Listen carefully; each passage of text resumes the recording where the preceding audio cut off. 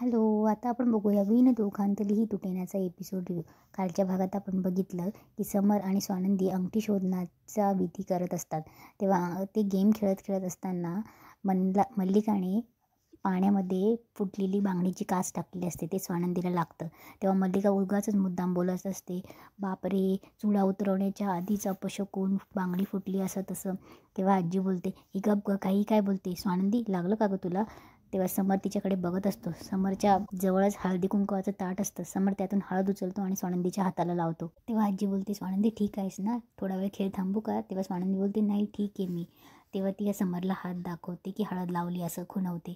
तेव्हा गेम सुरू होतो अंगठी शोधण्याचा. तेव्हा स्वानंदी अंगठी शोधून काढते, अंगठी जिंकते. तेव्हा आजीन ते सगळ्या टाळ्या वाजवत असतात. तेव्हा मल्लिका अर्पिताला खुणवते की तूही टाळ्या वाज म्हणून. तेव्हा आजी बोलते की आता आता काकण सोडवायची रसम बाकी म्हणून. तेव्हा समोर बोलतो, नाही आजी बस झाला, आता अजून किती दिवस चालणार आहे हे, मला जायचं आहे. तेव्हा आजी बोलते, पिंट्या तूच म्हणाला होतास ना की आजी सांगेल ते, हां चल मग. तेव्हा आजी बोलते की पिंट्या पहिले तू. तेव्हा समर एका हाताने स्वानंदीच्या हाताचं काकण सोडवतो. तेव्हा स्वानंदीचं वेळ येते. तेव्हा आजी बोलते की स्वानंदी तुझ्या हाताला लागलं आहे तर तू दोघी हातांनी सोडव. तेव्हा समर बोलतो, का रूल का चेंज केला? तेव्हा आजी बोलते, तूच म्हणालास ना की आजी सांगेल तेच रूल म्हणून. तेव्हा समर बोलतो, पण तू आत्ता का चेंज केलास? तेव्हा आजी बोलते की अरे तिच्या हाताला लागलं आहे ना. तेव्हा स्वानंदी दोघी हातांनी सोडवते. तेव्हा अर्पिता इकडे बोलत असते की समर दादाला काय गरज होती, लागलं तर लगेच आला औषध लावायला, हळद लावायची काय गरज होती? तेव्हा मल्लिका तिला शांत करते. तेव्हा समर बोलतो, आता बास आजी, आणि तिथून चालला जातो.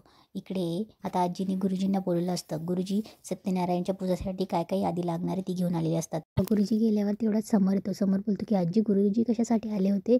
तेव्हा आजी बोलते, अरे सत्यनारायणची पूजा आहे ना, मग त्यासाठी सामानाची लिस्ट द्यायला आले होते. तेव्हा समोर बोलते की आजी ही कधी संपणार आहे?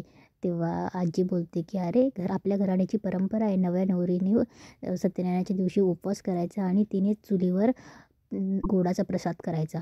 तेव्हा समोर बोलतो, चुलीवर? आजी काय चाललं आहे हे? म्हणजे या रोहनच्या ताई चुलीपाशी जाणार?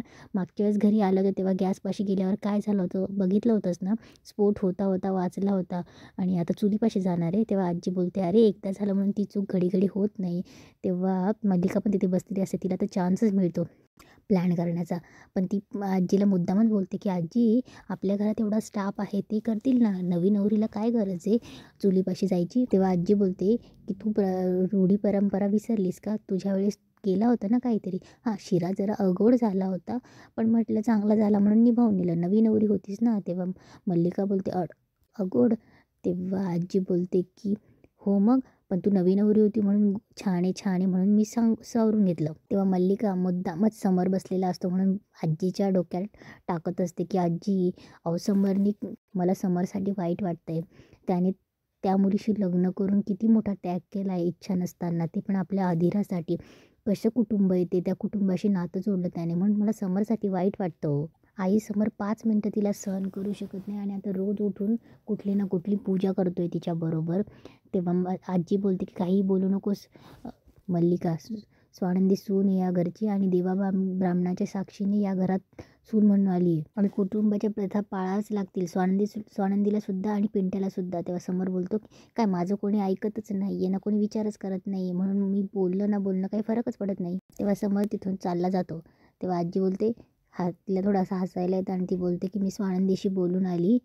इकडे स्वानंदीचे बाबा स्वानंदीला फोन करून सांगत असतात की अगं स्वानंदी, तुझी आठवण येते आहे मला. तेव्हा स्वानंदी बोलते की बाबा मला पण तुमची आठवण येते, पण तुम्ही काळजी घ्या हं. तेव्हा स्वानंदीचे बाबा बोलतात की अगं आज एक गंमत झाली. मी सकाळी उठून नेहमीप्रमाणे सोफ्यावर येऊन बसलो आणि 10 मिनटं मला असं वाटलं की माझ्या हातात तू आहेस आणि तू मला किचनमधून पटकन चहा आणून देणार. 10 मिनटं वाट बघितली आणि माझ्या लक्षात आलं की तू नाही आहेस ना. मग काही नाही, स्वतःच उठलो आणि चहा पिला. तेव्हा स्वानंदी बोलते की बाबा तुम्ही सारखं सारखं असं नका बोलू ना, मग माझं मन इथे कसं रमेल? तेव्हा स्वानंदीचे बाबा बोलतात, नाही तसं काही नाही आहे. तेव्हा स्वानंदी बोलते, बाबा तुम्ही तुमची काळजी घ्या. तेव्हा स्वानंदीचे बाबा बोलतात की बघू आता तुझ्या आई मला किती दिवस काळजी घ्यायला नाही लावत ते.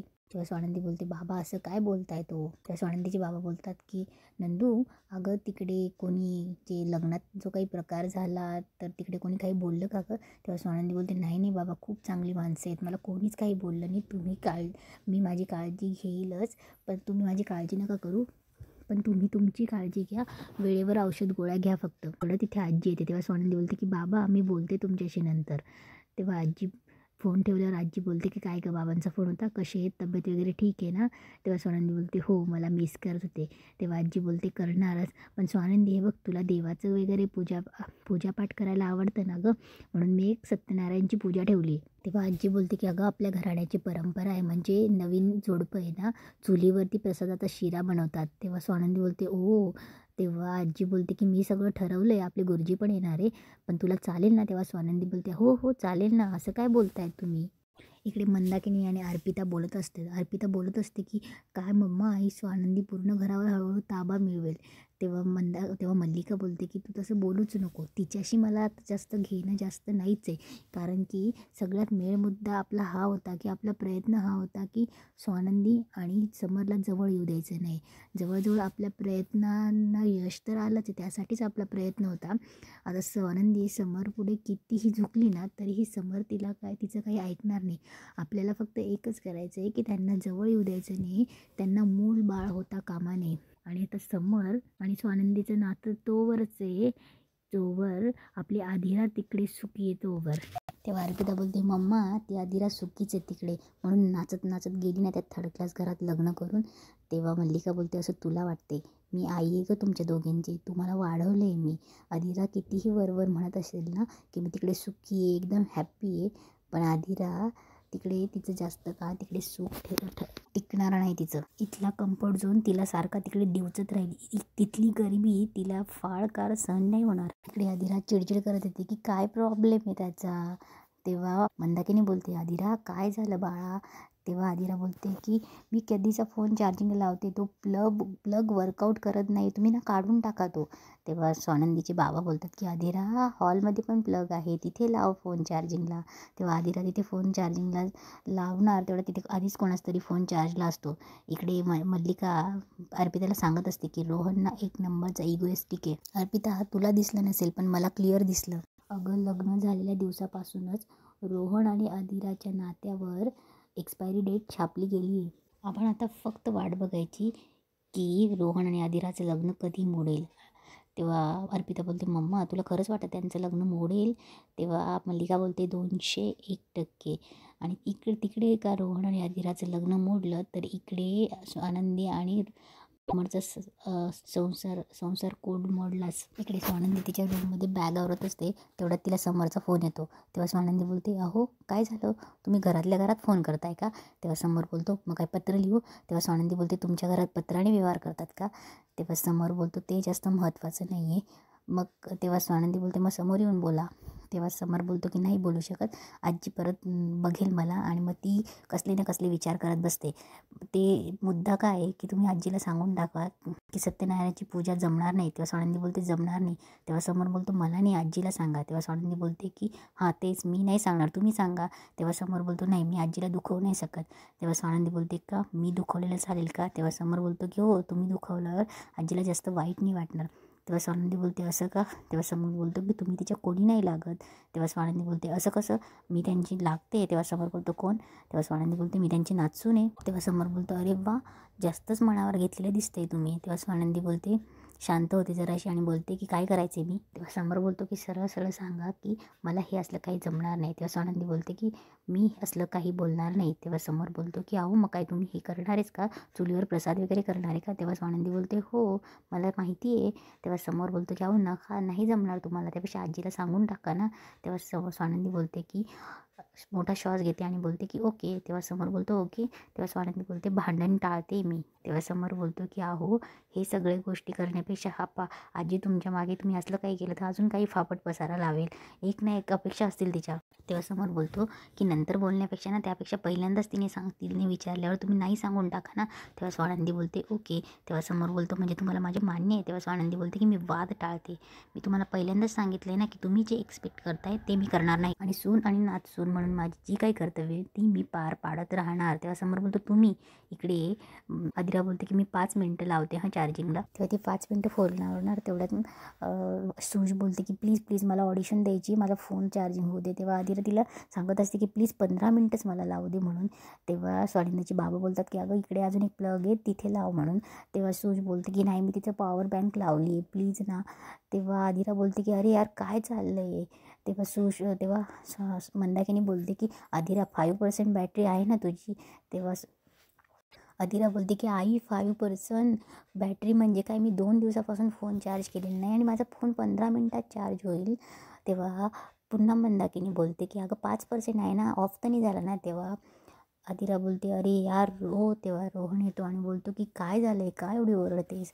तेव्हा आदिरा बोलते की अरे माझा फोन 2 दिवसापासून मी चार्ज नाही केला आणि तो प्लग आहे ना युजलेस आहे, त्याला फेकून दे. आणि इथे मला चार्जिंगला लावायचं आहे फक्त 15 मिनटं आणि इथे पण कोणीतरी चार्ज करते, तिथे पण चार्ज करते, मी काय करू, व्हॉट शुड आय डू.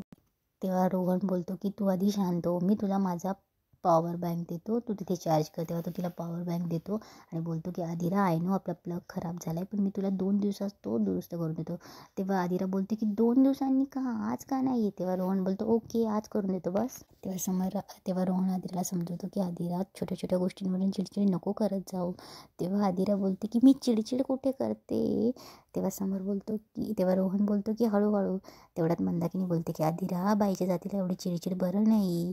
तेव्हा आदिरा बोलते की आई मी चिडली कुठे. तेवढ्यात रोहन बोलतो की आई नाही चिडली ती. आदिरा नाही चिडली ना तू.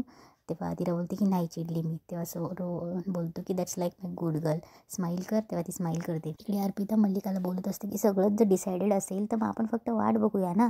तेव्हा मल्लिका बोलते की नाही आपण वाट बघूया नाही, सगळं डिसायडेड जरी असेल कारण की मला वाट बघायला आवडत नाही. तेव्हा मल्लिका बोलते की आपण ना स्वानंदीला खूप त्रास द्यायचा, इतका त्रास द्यायचा की तिने सतत समरकडे तक्रारी केल्या पाहिजे आणि इतक्या तक्रारी करून करून ना समरला सारखं चिंता वाटली पाहिजे, त्याला इरिटेट व्हायला पाहिजे तिच्या तक्रारीने. आणि हीच तक्रार आहे ना स्वानंदीने आदिराकडेही केली पाहिजे. मग बघतो, कारण की हा स्वर्ग नाही, ते सगळं गोड गोड होईल असं नाही आहे. मला ना स्वानंदी तोंडावर पडली पाहिजे आणि ती तोंडावर पडली ना मला खूप आनंद होतो, खूप म्हणजे खूप. तेव्हा अर्पिता बोलते मम्मा याला हॅपी हार्मोन्स म्हणतात. तेव्हा मल्लिका बोलते तुमच्या भाषेत काहीही असो पण मी तिला त्रास देणारी, मग ती पूजा असो किंवा काही असो. इकडे समर स्वानंदीला बोलत असतो की तुम्हाला कळत नाही का, तुमच्या लक्षात येत नाही का, तुम्ही फक्त सून आणि बायको म्हणून आहात, त्या फक्त तडजोड म्हणून आहात, ते तेवढ्यापुरतीच राहू द्या आणि उगाच अपेक्षा वाढवू नका, अपेक्षा भंगाचं दुःख तुम्हालाच होईल. तेव्हा स्वानंदी बोलते ओके. तेव्हा समर बोलतो हे ओके बंद करावं. तेव्हा स्वानंदी बोलते ओके. तेव्हा समर बोलतो ओके ठेवतो मी बाय. आणि स्वानंदी पुन्हा बोलते ओके आणि इथेच आजचा एपिसोड संपतो.